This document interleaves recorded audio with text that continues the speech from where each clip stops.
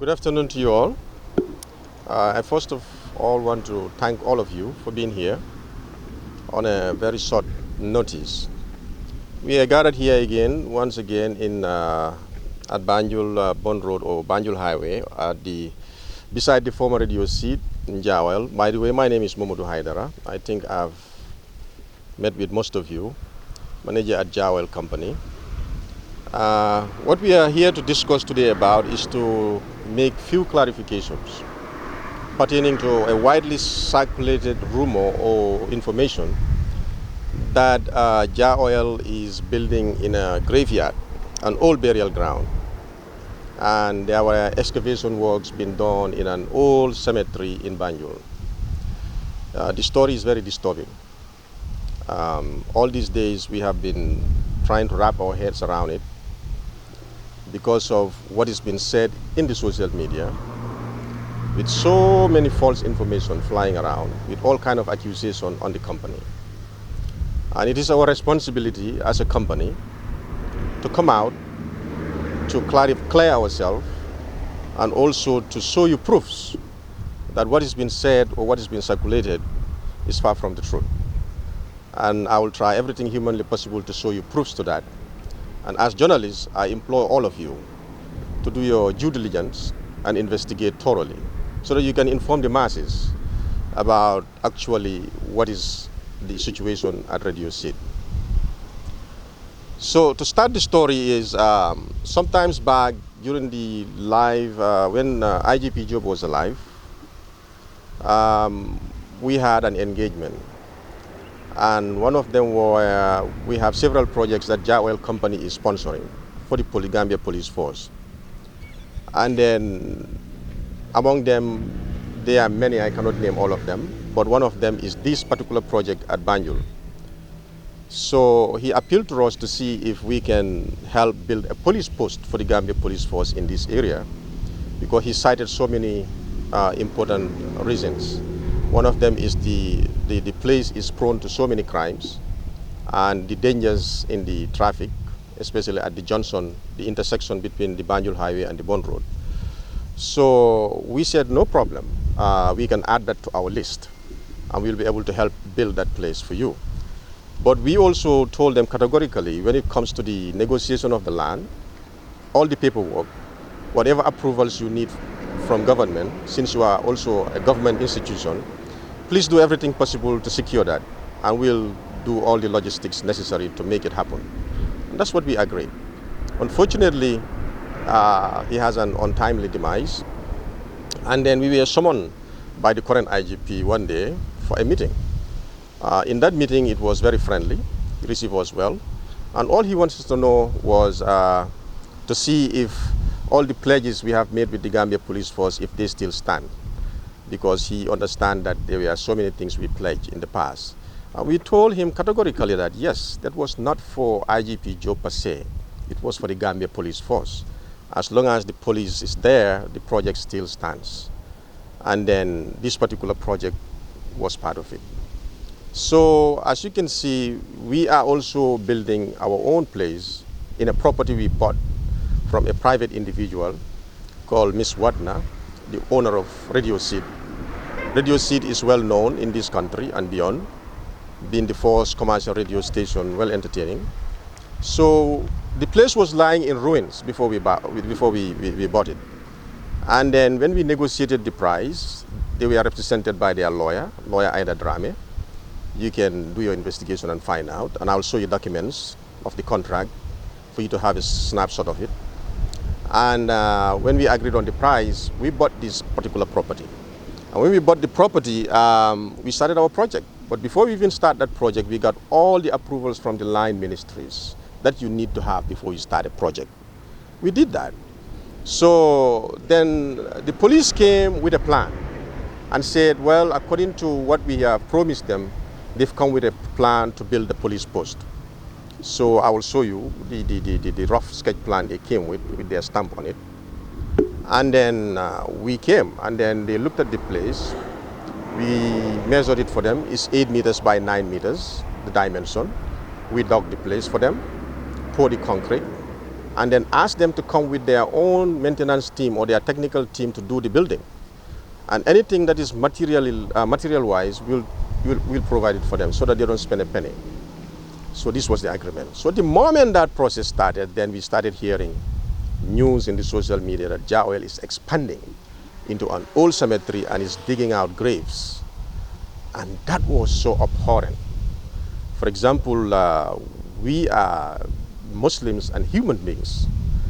Nobody in his right mind will ever want to mess with a final resting place. So the matter was so disturbing.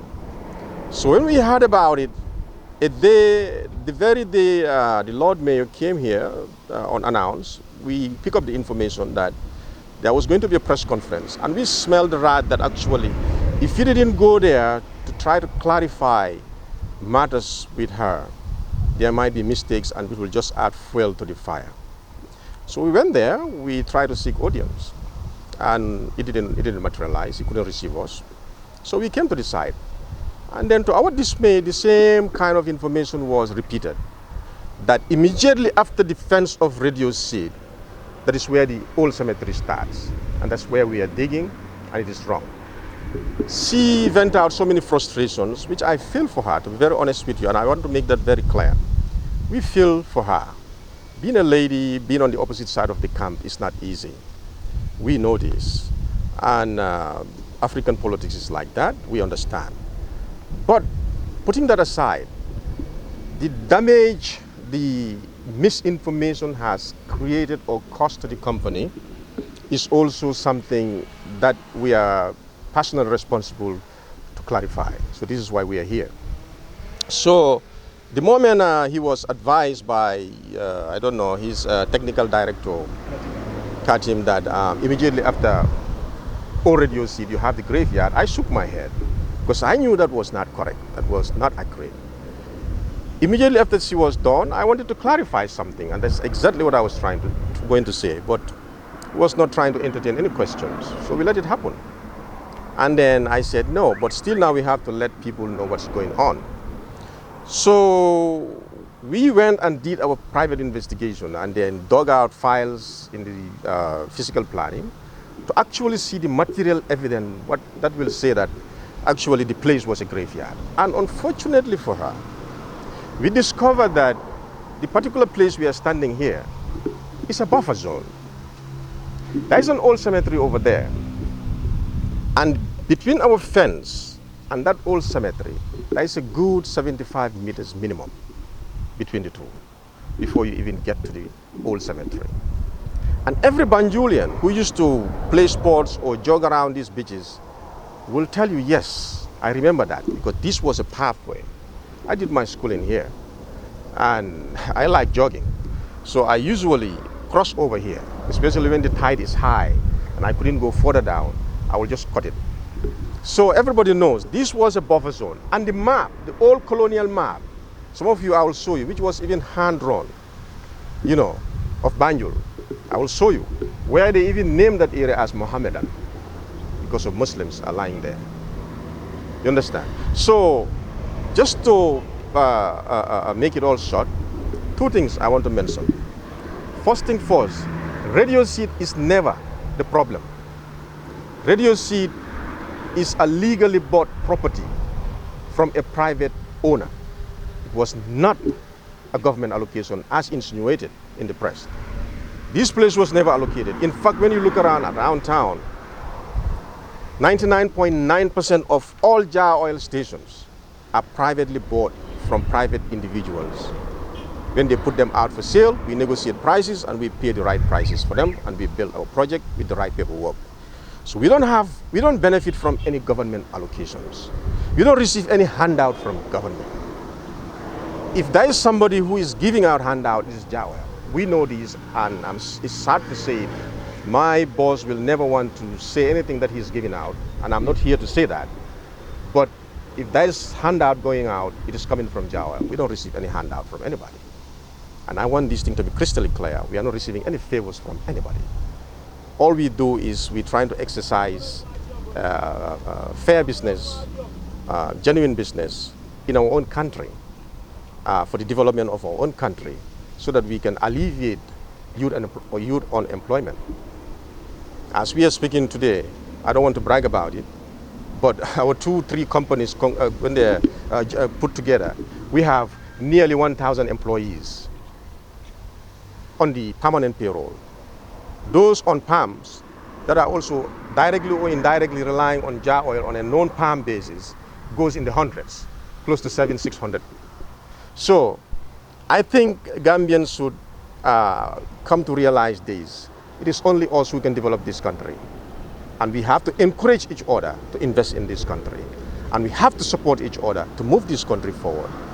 When the ex-regime was out of here, everybody was crying, diasporans should come back, they should come back, they should come back. But so many have come, but so many have gone back. And it's nothing. The frustrations on the ground is abhorrent.